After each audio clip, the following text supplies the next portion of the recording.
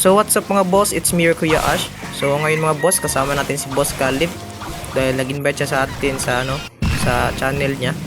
At kung sino yung di nakakilala kay Boss Caleb, siya po ay isang Bloxprot YouTuber na nagbibigay ng tutorial kung paano kunin yung mga events, yung mga new events, new items.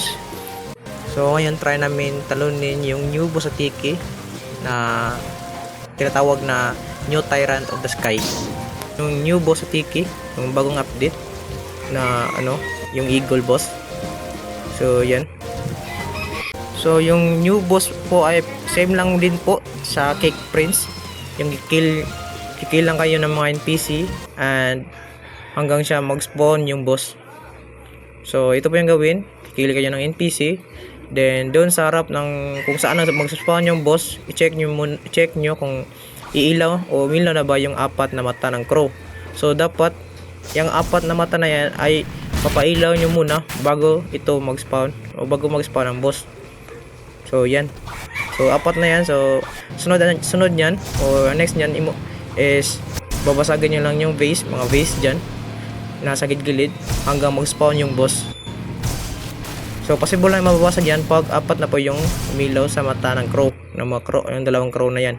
So ito, nag-spawn na yung boss at pinas-forward ko na lang kasi sobrang lag dahil sa new update. And also sobrang dami ng nakabuda at may skull guitar pa. So yan, pinas-forward ko na lang dahil sa sobrang lag.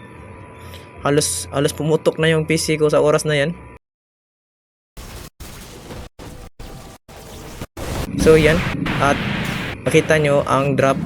Ito ang mga drop ng new boss. Ito. So nabibigay siya ng Moonstone, Fire Feather, and 6 levels kada matatalo nyo siya. So yun. So yan, worth it naman siya. So ito yung pangalawa naming boss hunt.